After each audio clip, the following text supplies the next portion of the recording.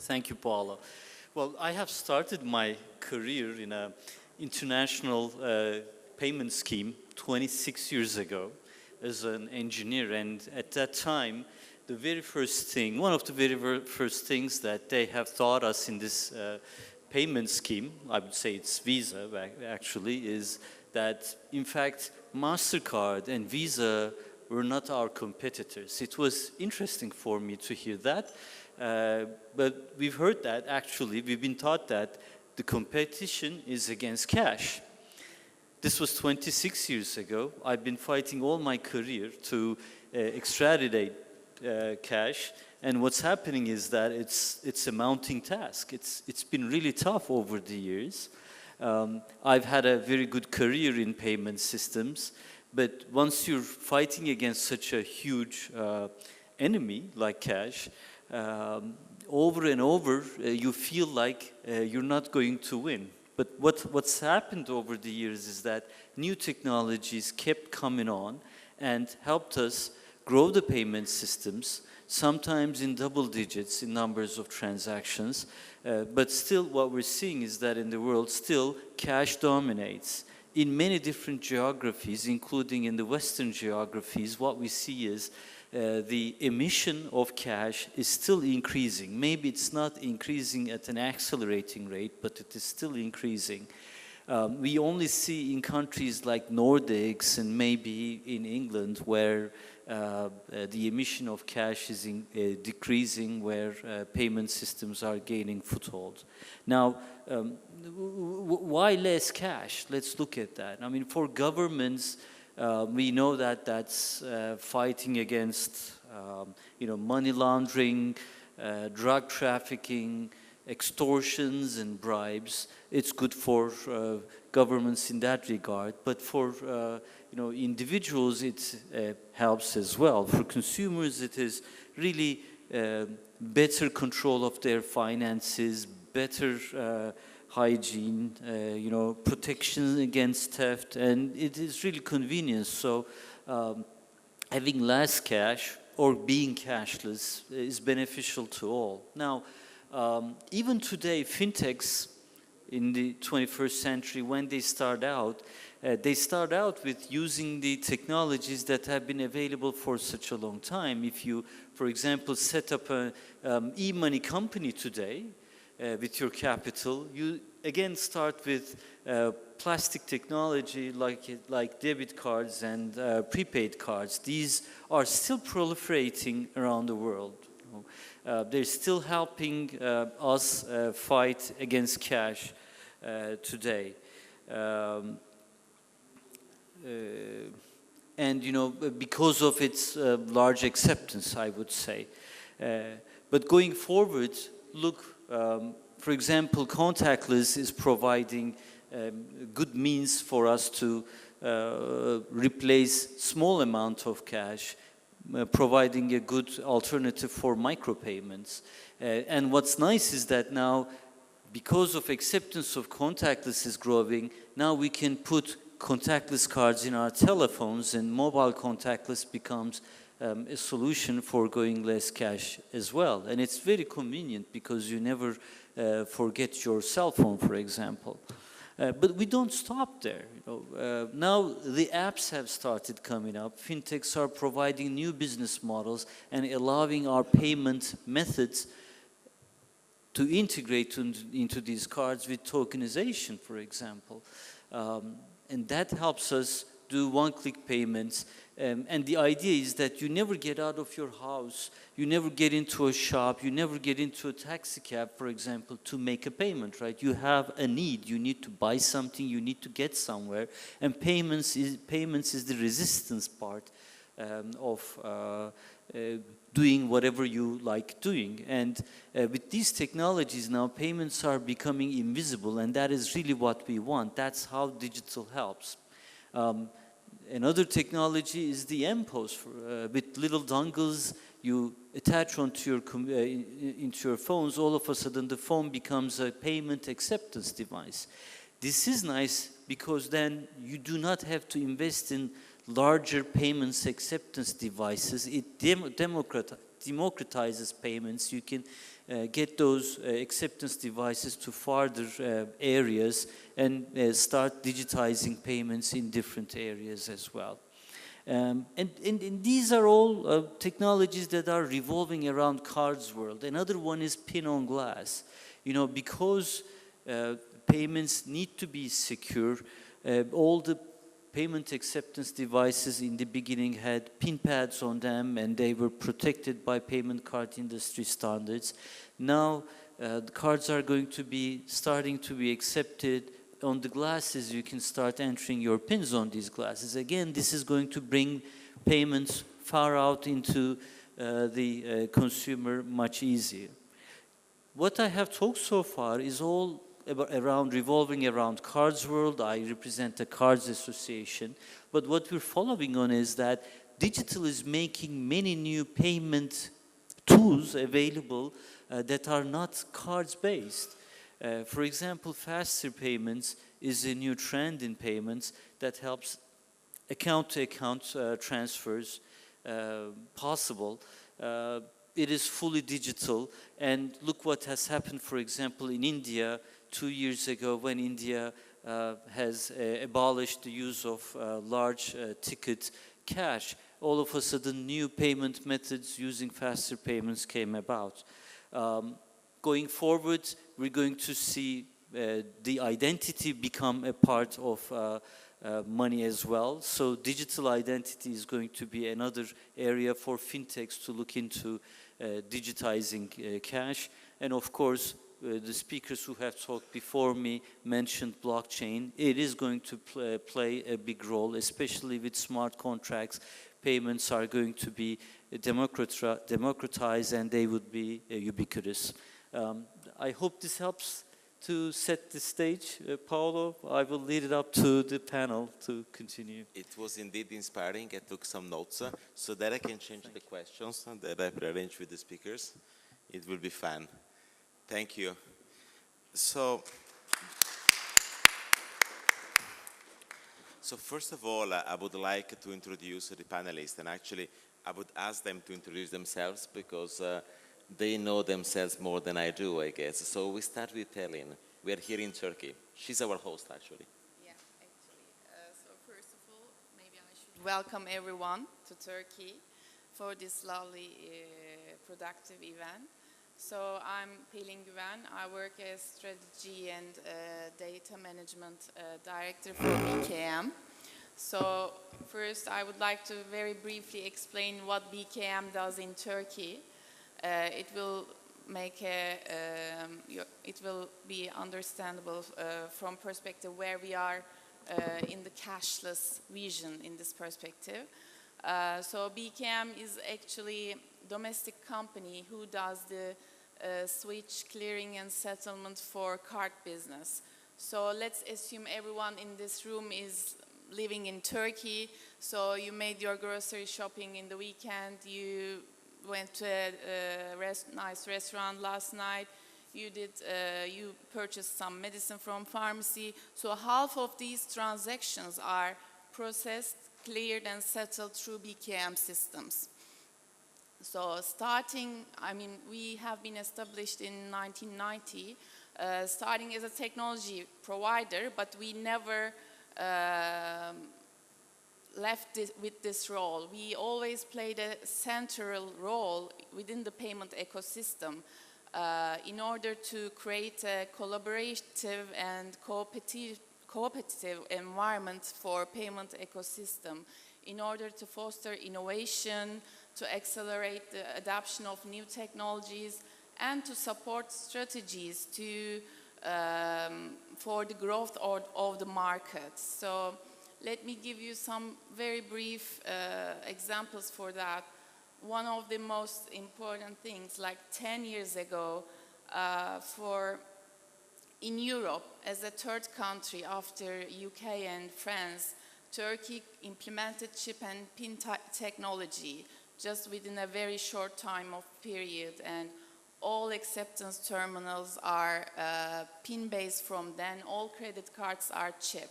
There are many other collaboration examples, like all interoperability of ATM networks. Even now, we're working on contactless because we are trying to go for the future of payments, and we see that the acceptance of contactless is so important, and we tripled within just 1 year, within 1 year time frame, the acceptance network, and we see that the micropayments within every day are executed as contactless more and more.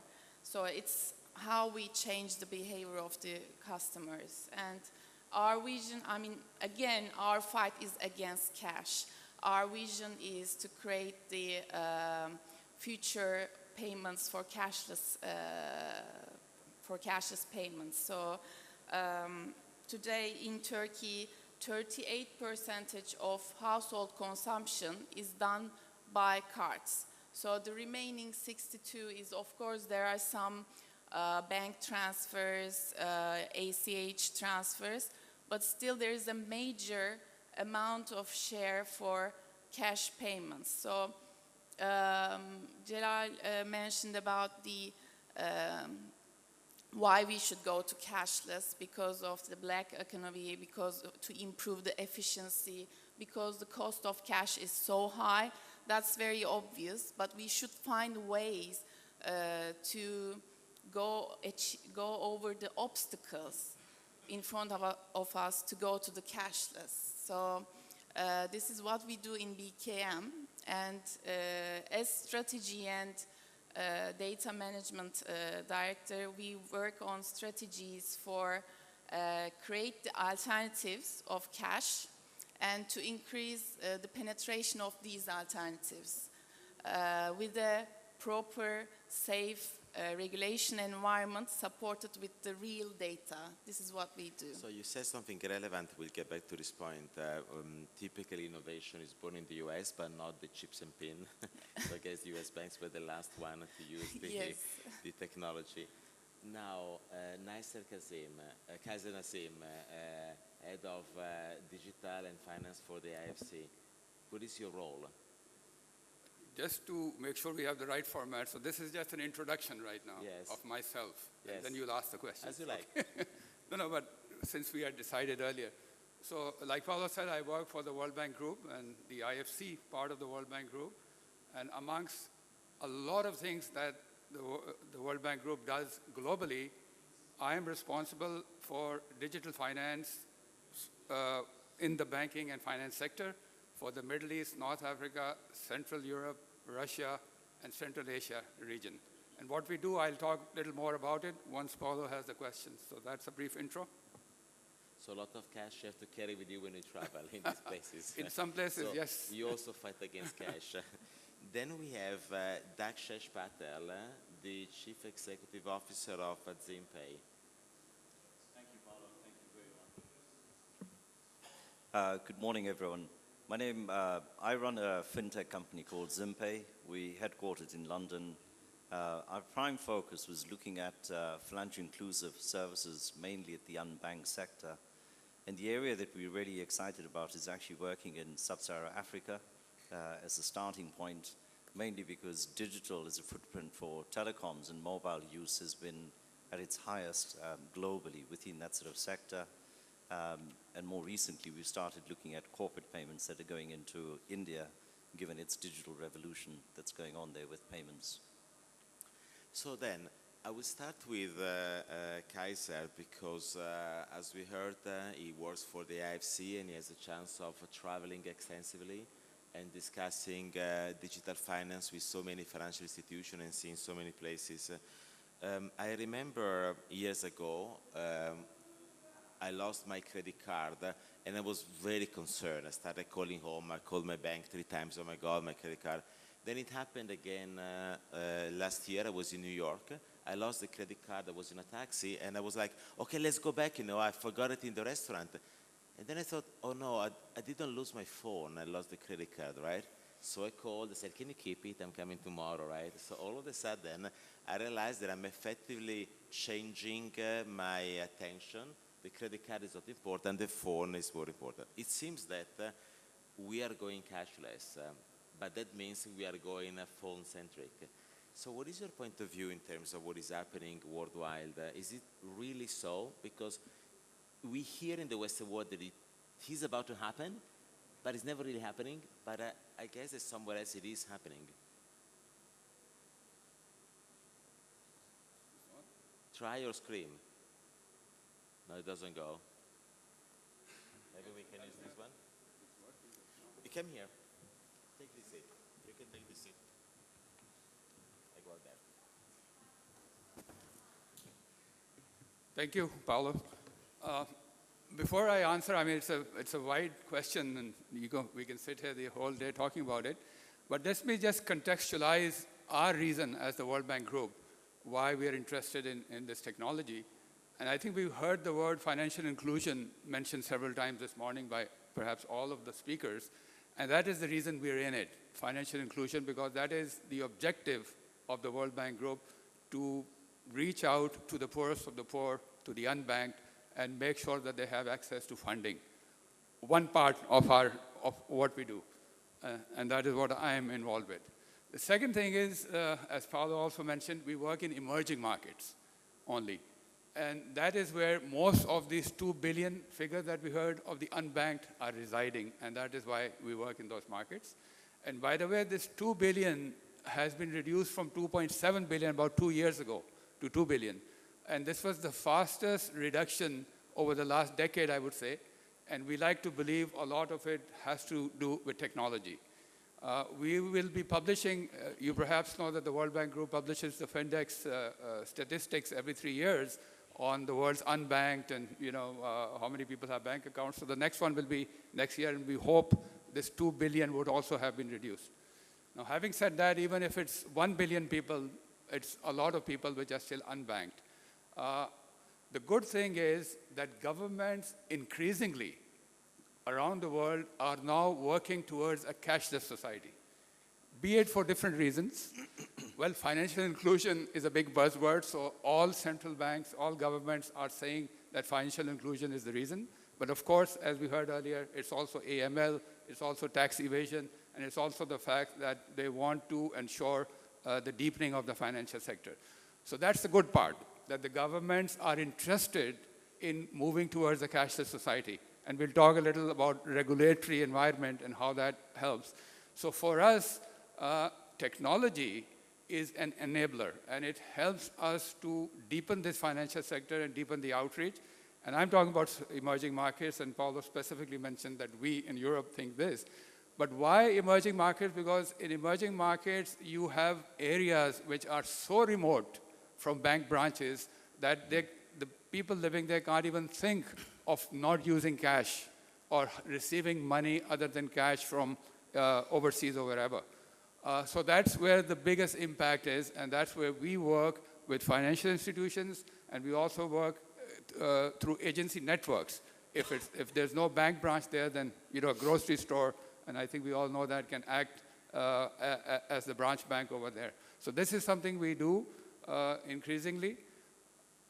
I have lived through, and I just mentioned it because Paulo asked me that question, through a cash and a cashless society in one of the countries. I've been to several, but Uzbekistan is a very good case in point, which I first visited in '92, right after the independence. And when we checked out of the hotel, there was a window right next to it where you had to exchange your dollars. So if I had to pay $500, they couldn't take the $500, not to talk about credit cards. So you had to go to the other window with a suitcase, because $500 was like 23 million Uzbek, they were still using rubles. And you actually filled it into the suitcase and brought it back. And just last year, Uzbekistan has rapidly moved into an environment where they are introducing reforms. The major reform is bringing Uzbekistan into the cashless world, again, because of the reasons I mentioned earlier. Today, you go into the Hyatt Regency. It was Uzbekistan Hotel in '92, and you can pay with your credit card. And this just happened 3 months ago, by the way. So from the suitcase full of money to this, it is moving towards cashless. Just a little, I'm conscious of the time, on the regulatory frameworks.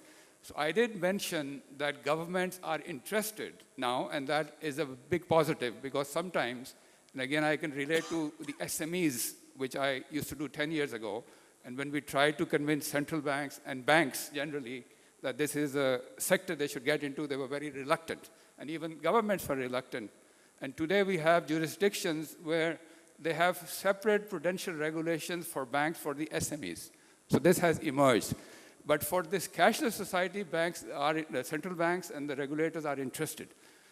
The pain points or the hurdle is that they're not quite sure of what needs to be done to enable this cashless society in terms of the regulatory environment. So we talked about the ecosystem. So one part of the ecosystem is the regulatory environment.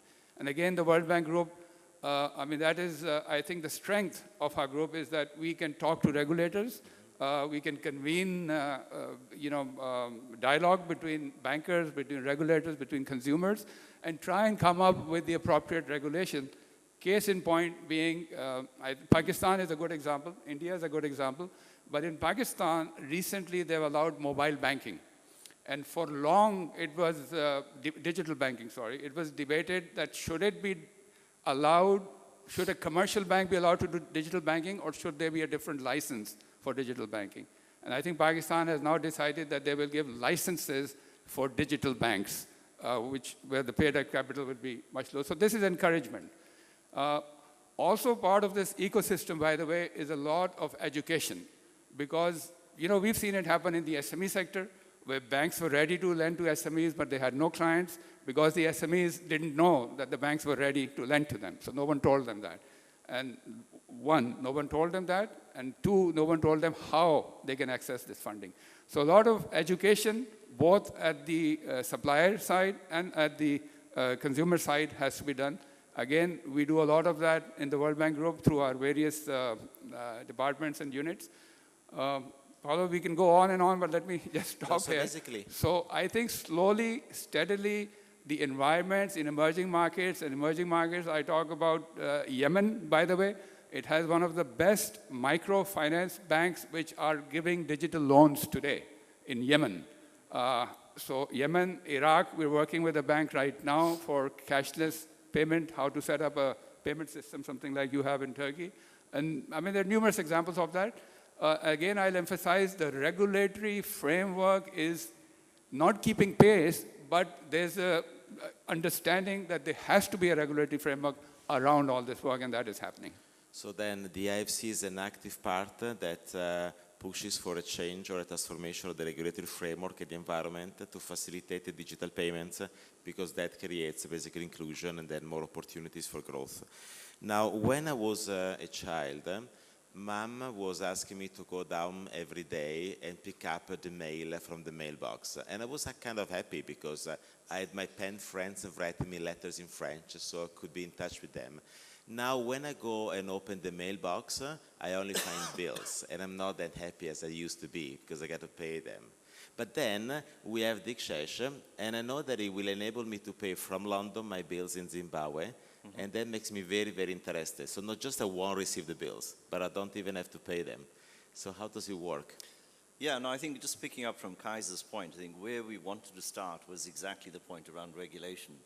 And, financial inclusion has a number of facets to it. It's not just about giving people digital services. It wasn't just about how can you make it easier for them to transact in the banking system. But where we need to start was what was going on globally with the banking system itself. So correspondent banking, for example, has shrunk significantly, particularly in the emerging markets, where there's this de-risking that's gone on and the de-leveraging that banks have taken on, which means that making payments on cross-border has become even more difficult for people to do. So take the simple focus around remittance as a basic product. You got the trust factor at the one end, which is the Western Union, the MoneyGrams, well-established players. No matter what their cost is, people will continue to use them. Why? Because they've established a trust factor with their customer base, with the regulator, etc. So that was the first challenge. The second challenge was around how do you ensure that you can bring purpose behind what that money is actually being used for. So diaspora form a fundamental lever for enabling countries to grow. They form a basic fabric of the GDP. And particularly in Africa, for example, it's over 50 billion that goes into Africa. A lot of these markets are unbanked. Only 20% of people in Africa actually have a bank account. So mobile money was the next sort of evolution, and M-Pesa led that way in terms of providing digital services to people that didn't have the ability to get bank accounts, etc. But that wasn't enough. And so what we wanted to do is to actually invent a new method, which was purposeful remittance. It's a coin, it's a phrase that we sort of coined. And it's based on three basic principles of 3Cs, we call it: convenience, control, and cost. And you start with the diaspora. So what we did was to pick a frontier market where it was the most difficult from a perception perspective, not from a regulatory perspective, but a perception perspective, to actually get that model right. So we started in Zimbabwe. Why did we choose Zimbabwe? Because Zimbabwe is a US dollar economy to begin with, so it was easier from a cost and control point of view to actually develop a service that could migrate into true digital services. Secondly, 60% of the market is the informal sector. So the GDP is driven off a cash economy that's not even accounted for in the regulatory framework, if you like. So those challenges meant that you needed to find a solution in a country that delivered that sort of cross-border service. So as Paolo was saying, where we started by saying, let's organize service providers. So if someone is sending money home, why can't you just pay their bills? Because we know that 30% of money that transfers into any given country, and it's quite universal across the board, even into India, at least a third of the money that's being sent by family home is used to pay for essential bills. And that's defined as utilities, mobile, groceries, shopping, it could be schools, could be medical care, etc. In Africa, that's exacerbated, because the majority of people that don't have bank accounts, they're receiving cash. So they're going to checkpoints to go and collect cash to make payments. So what we did was to build a platform that delivered that sort of instant capability to do settlements from one country to another. So the example I'm going to give you is a real story. It's a Sunday night. There's a granny sitting in Harare. She's talking to her daughter in London. The country has got prepaid electricity meters across the country, if you like. She's on a call saying, there are no shops open. Where do I go and buy a token? My electricity is about to run out. Her daughter said, actually, there's a service called Xpeng that actually offers an instant payment service. She went online on her app, basically registered with Xpeng, with electronic KYC, so that element of digitization or onboarding is done literally within minutes of that person signing up. She picked her mother's meter number, put a mobile in, and paid $50, and she paid using her debit card. The minute that transaction was authorized, within 30 seconds, her mother gets a token, which means that the settlement has occurred locally from bank to the utility company's account. They've issued a 16-digit PIN. All she had to do was key that into a meter, and it actually confirmed she had $50 of electricity delivered to her, literally in 60 seconds. And this is me sitting in London, and someone in Harare, if you like. So that model is what we wanted to build with confidence, and we grew that now to develop into other services of schooling, healthcare, groceries, and into different geographies like Nigeria now, the way we've entered the market, and now into India. Can you just qualify one of the words you said? You said convenience, cost, and control. Correct. What is control? Control was more to do with the send side. So, you know, when people send money, I mean, all of us have sent money, and you quite often hear, you know, the phrase that's coined said, I've sent money, and the money is not used for the intention. It's used for something else, particularly when people are building homes, for example. You know, I send money, and there are horror stories of people just sending pictures thinking you're constructing a home where the money is actually used for alternate purposes. So you're still faced with the problem of supporting family. So by digitizing that payment experience and making that payment directly to the service provider, it gives the sender a lot more control and convenience. So there's a great interest on the government side, for example, for charities, right? When people need to send money to help people to reconstruct their home, like earthquakes and so on and so forth. So they will enable to make sure that funding arrives exactly where it's needed, there are no scams. But then that requires to solve another problem, the one of KYC. Yes. So you need to make sure that the parties and all the parties are known and trusted. So how does this go? Because regulators have a stringent requirement on banks to do that. It seems that actually when you talk to anyone within the financial industry in Turkey, KYC is seen as a major problem for this customer onboarding, especially when you combine it with the financial inclusion. Because in Turkey, you still have the requirement to get the wet signature from customers. So it's impossible to move that process to a digital world in this perspective. But on the other hand, of course, as a half fintech company, we're working on how we can really create more efficient processes for the customer onboarding process, not just for financial industries, but for maybe e-commerce sites, for maybe public utilities. So digital ID is one concept that we're working on, and we're trying to build a POC by taking different players from the industry and to create a test environment so that we are also talking to regulators so that we'll show the benefits to them on a working environment, on a working POC environment, and how we can really improve the processes without hurting any KYC or anti-money laundering requirements, of course. I mean, the requirements are there still, but we need to find a way to improve this process, which is so stuck in a physical environment to a more digital environment. So, Kaiser, regulation can be good, can be bad, definitely is important. So you have some examples of regulatory changes that you've been working with that had a good impact to facilitate digital payments and social inclusion? Yeah, there's several, but just before that, a quick on KYC. And again, something we've done with the central bank. So there are 2 or 3 ways of doing it. We heard the centralized database for unique ID. So I think that is the best way to make sure that you have the right person who you're lending to or who you're banking with. However, that also has obstacles because sometimes, even if you have that centralized system, the regulatory framework does not allow to use it to its full capacity. For example, that although you may have the fingerprint and you just stick in the ID with a chip and that's that person, there are jurisdictions which still require the person to come and see you and sign in your presence. So unless e-government, we heard about e-government of Porto and even yesterday. So again, part of the ecosystem is that the e-government also has to be in place, e-signatures and things like that. That's one. The other, where I think, again, the example is Pakistan, and I keep bringing it up because we've worked extensively. It's one of the bigger countries, along with India, where, majority is financially excluded, is tiering the KYC. So depending on the size of the bank account, the level of KYC that is needed to be done is determined. So if you have, let's say, a $100 bank account, the level of KYC is not that hard to do. So it's easier. So tiering it 2 or 3 tiers, I think there are a 3 tiering system is one way to get around it. But having said all of that, it is a big pain point for banks. And just last month, I was with this bank, microfinance bank in Serbia, and helping them with their digital strategy. And again, we can talk a lot about why that is important. I think we'll do it in the fireside chat in the evening.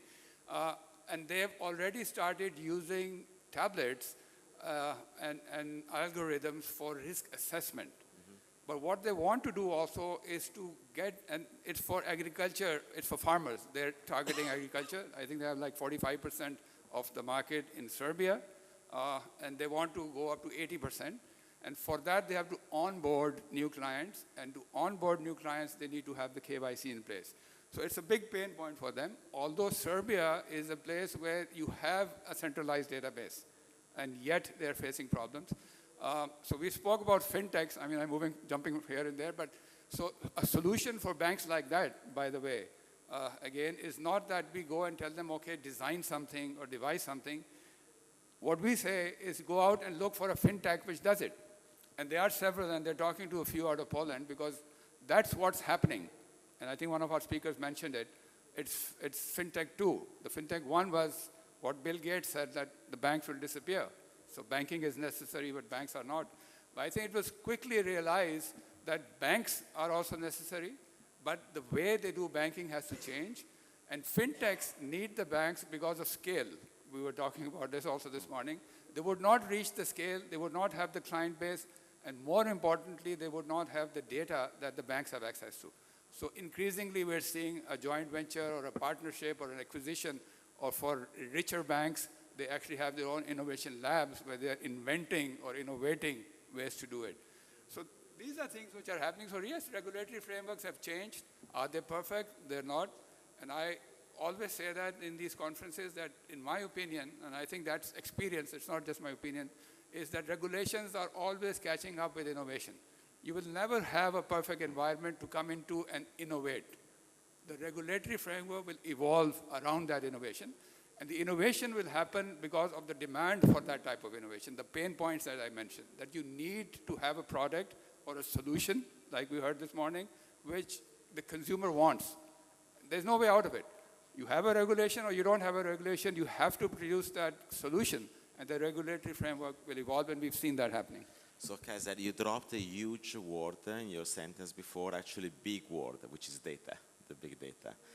So by accessing payments through digital, a lot of data is tracked and is also generated on top of the data that we already have or the banks possess. But can you monetize on data, Dakshesh? Is this something which is really feasible? They say data is the new oil, but then going from having the data and using the data, there's a gap.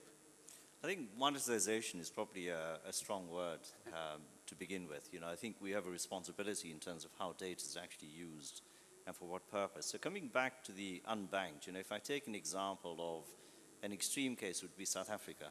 So South Africa, where you've got significant refugee migrants that have come from different parts of Africa to work there, and particularly from Zimbabwe, they've just literally crossed the border to work and live there. So they haven't come with formal ID, but they do contain a national ID from their home country.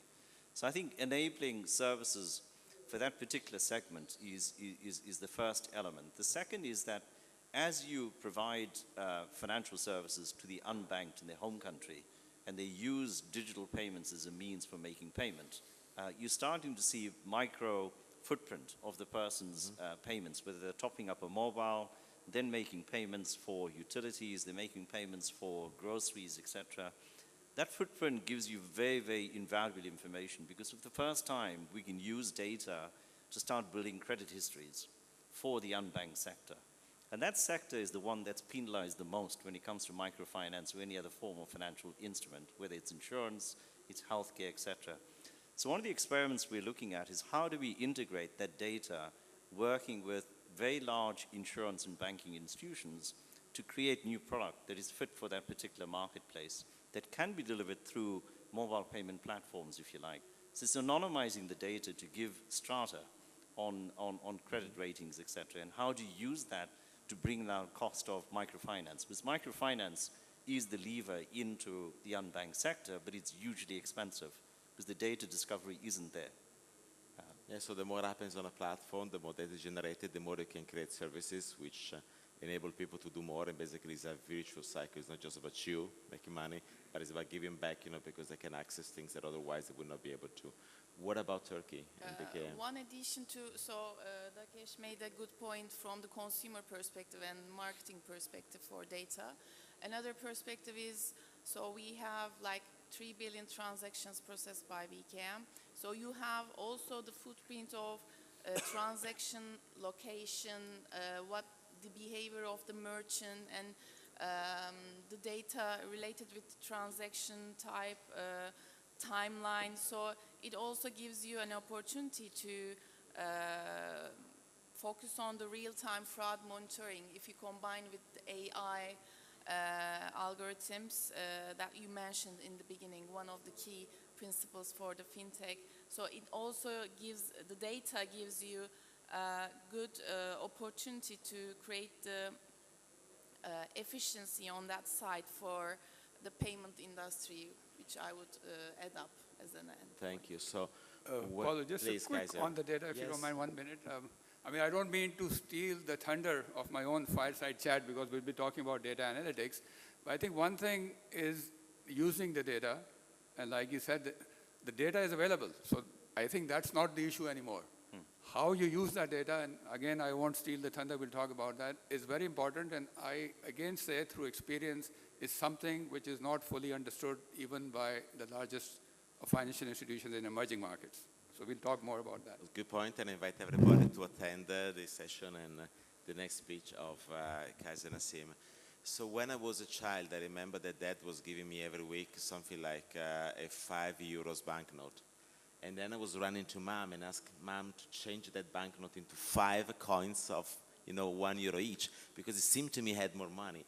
So I was growing in the idea that having money in my hands was good, right? So I realized that this is changing and it's also for my benefit and everybody's benefit.